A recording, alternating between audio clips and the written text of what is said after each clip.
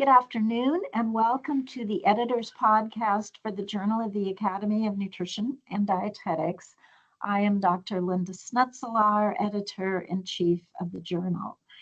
This podcast focuses on an article in the journal titled Exploring the Interconnectedness of Crime and Nutrition, Current Evidence and Recommendations to Advance Nutrition Equity Research. And with me today, I have Dr. Chelsea R. Singleton, who is an assistant professor in the Department of Social, Behavioral, and Population Science at Tulane Nutrition School of Public Health and Tropical Medicine. Welcome. Hi everybody. Thank you, Linda, for having me. I really appreciate it. I'm excited for our conversation. To just enhance the article that you published, I wanted to welcome your thoughts on some of the questions that are focused on this concept of crime and nutrition. And your commentary exploring the interconnectedness of crime and nutrition to me was incredibly interesting, mostly because you often do not see the two words crime and nutrition in the same sentence. So this is very, very novel. And I think it's important to comment also on the fact that this is a commentary. And according to the definition of commentary for our journal, it's a scholarly paper that addresses topics of concern and interest to the dietetics profession. And it often reflects on matters of emerging importance or something of a controversial nature that requires additional research or policy development. And in your commentary, you address the concept that one area that has been totally overlooked in regard to the detrimental effects of crime exposure on health is that area of nutrition.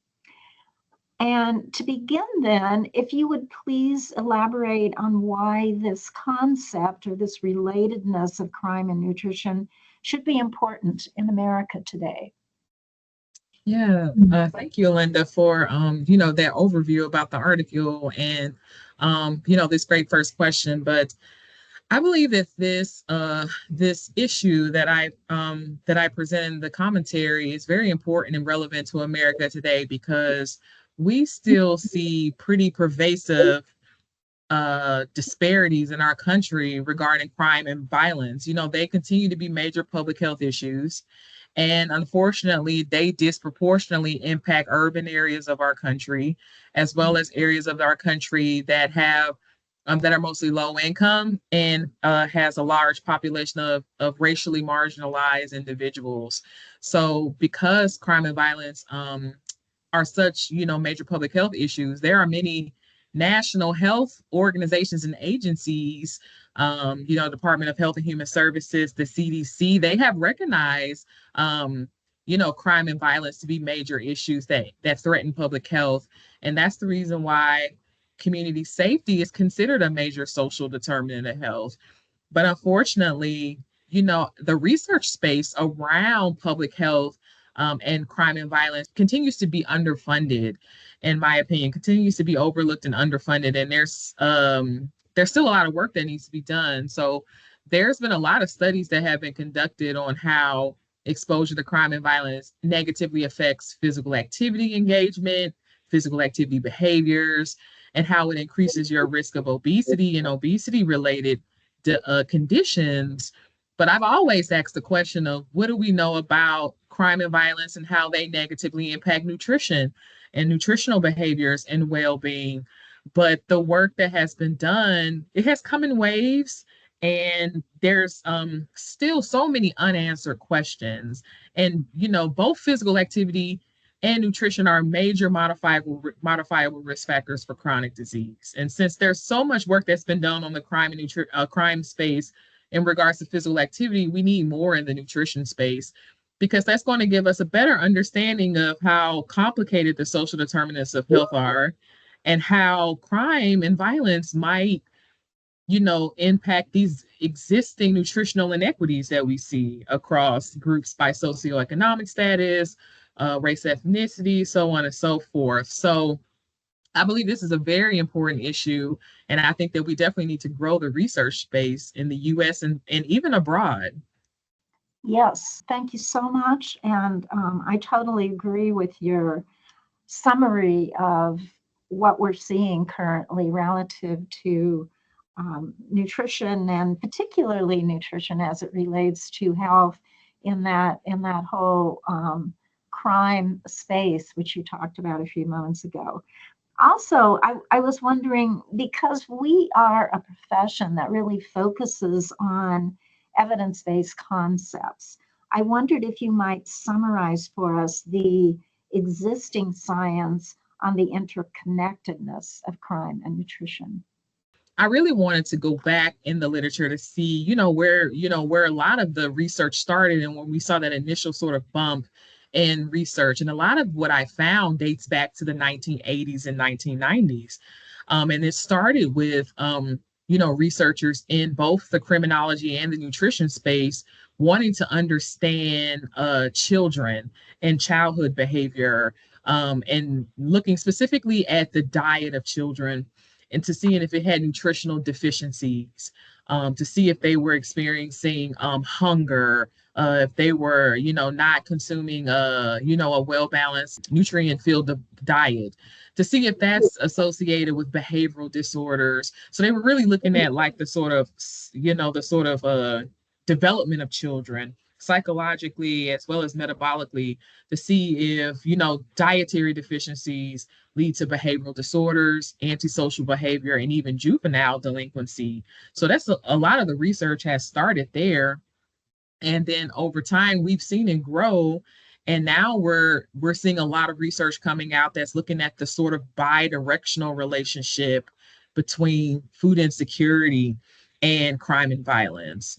And Mhm. what we've seen is that we do see this sort of bidirectional relationship emerging. We're seeing that, for an example, households that experience more food insecurity, you're more likely to see violence in that home.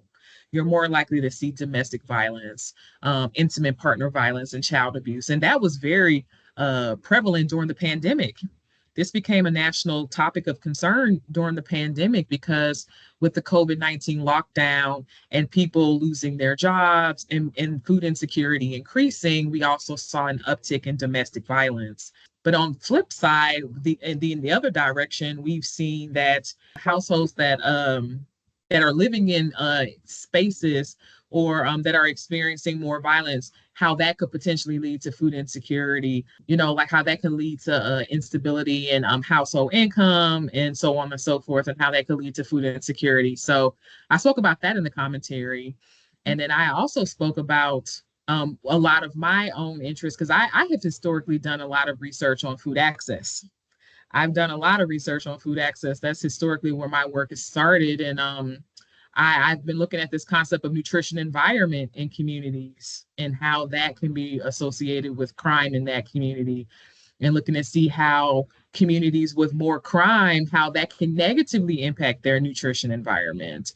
And a lot of this work has, believe it or not, Linda, come from the economics literature and the business literature, and how they've seen that when communities have more crime, there's less entrepreneurial ventures.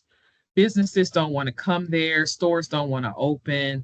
So, if we're trying to put these initiatives in place to expand healthy food access and retail in communities that need it, crime might be threatening these really great federal and state initiatives to expand healthy food retail, like the Healthy Food Financing Initiative.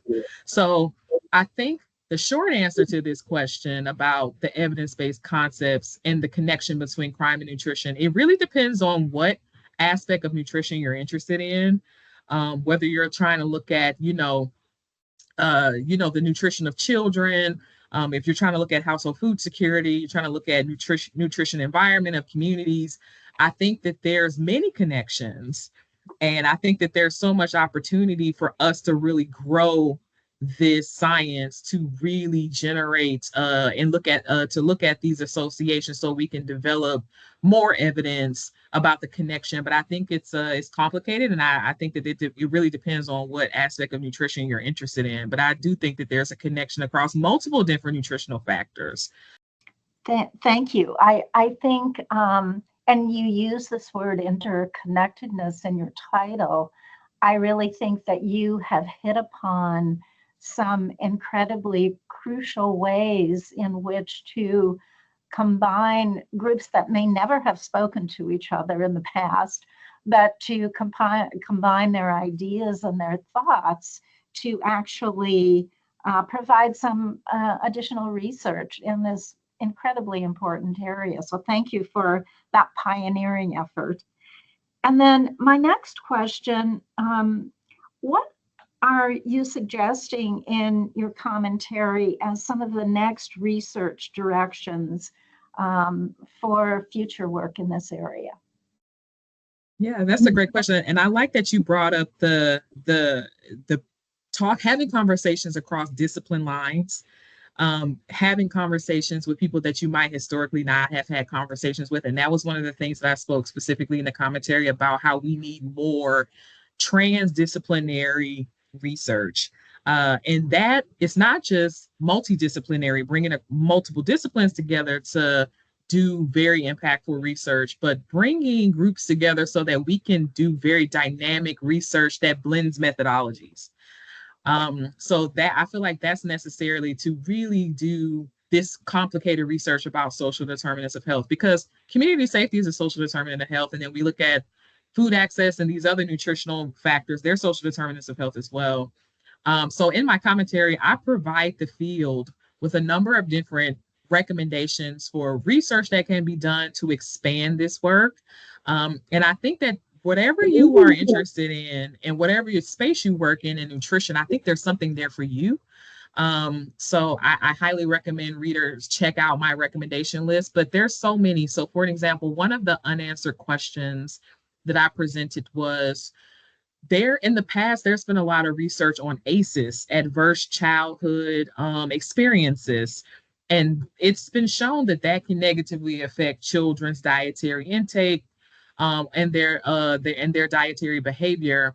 But there, there could be more work done specifically about exposure to crime and violence in communities, and how that could negatively impact dietary intake and quality, and look at it over time, in children and how they grow and how that could affect them and their nutritional well-being in the future. But that was one of the unanswered questions.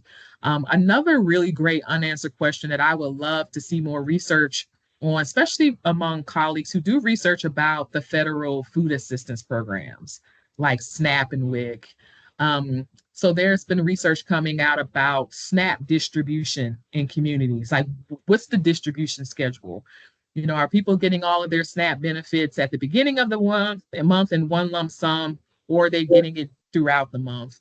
I think there needs to be more research about that, because the SNAP, people have been linking the SNAP distribution cycle to crime in communities, and seeing that, when states often distribute one lump sum at the beginning of the month, towards the end of the month, you see crime increase because people are experiencing food insecurity. And when people are experiencing food insecurity in the community, crime often goes up.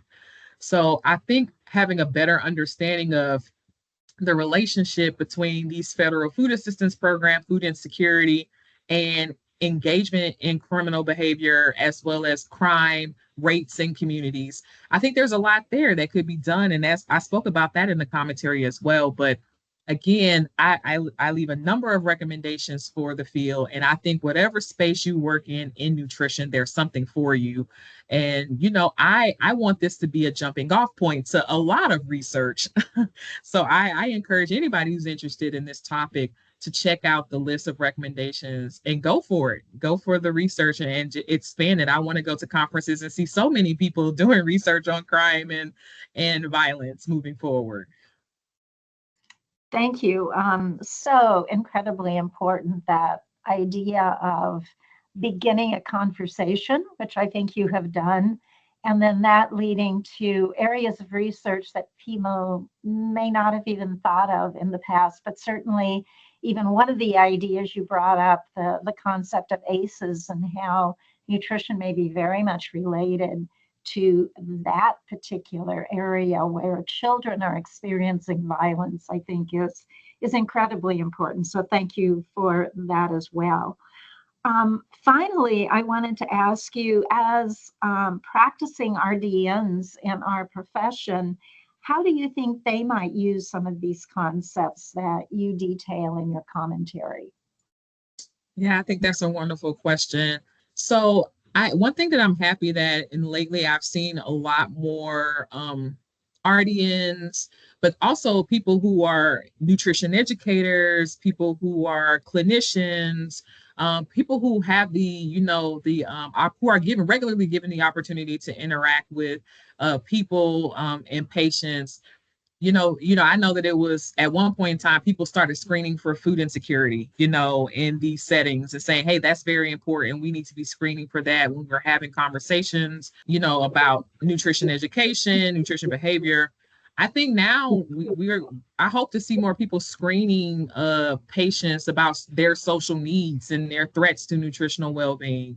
And I'm happy, Linda, that I'm starting to see more screeners, like rapid screeners, measures, and rapid tools that I think that RDNs can use, as well as nutrition educators can use, as well as clinicians, nurses, physicians can use to screen for social needs and threats to nutritional well-being.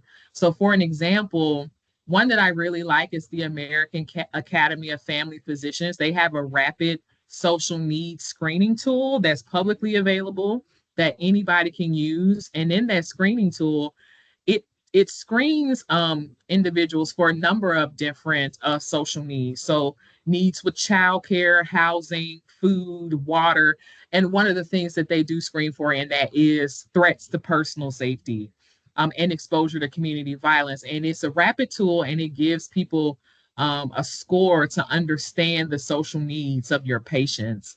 And it was designed to map onto the social determinants of health. And I like that because I think that if you're a dietitian and you're working with patients and you're trying to understand how best to serve them, what could be hindering their nutritional well-being, I think really trying to understand their social needs as well as their threats to nutritional well-being would be a good place to start. And that could be something that possibly could be incorporated in practice. So I encourage to start having these conversations, or at least consider screening your patients for that. So I highly recommend that tool, but there's some other ones out there that you can go for. But I just know that that one is very accessible, it's publicly available, and it's not that long. It's very short. So yeah, just like you ask people about food insecurity, do you have access to food pantries and any other type of emergency food safety net services, stuff like that? You might want to start asking about other social needs and exposure to violence, because that could be important. I've done research on exposure to crime and in food stores and people's communities and how they avoid these food stores. And I've seen that be associated with food insecurity. And I have a paper coming out about that, hopefully very soon. So I think that it's time to have these conversations with patients, and I encourage you to start this dialogue with the people that you serve. So that's my recommendation. Thank you so much. Wonderful details that I think would be very, very useful to RDNs who are working in nutrition settings. And thank you for that nice detail, especially related to surveys that RDNs might use. And finally, just to thank you for the novelty and timeliness of your commentary. I'm so excited that this is actually, I feel, going to spark additional research in areas that we may not have ever thought of looking into before. And then thank you also for responding to my questions, and I appreciate your time in participating in this podcast. Thank you. Thank you so much, Linda, for the invitation. And I really want to thank the journal as well for their support and for them promoting this commentary in this way. Yeah, and I hopefully will see more journal articles published that specifically focus on crime and nutrition in the journal. So thank you so much, Linda. Yes, thank you so much. And I also hope to see more on this topic area. So thank you. Thank you so very much.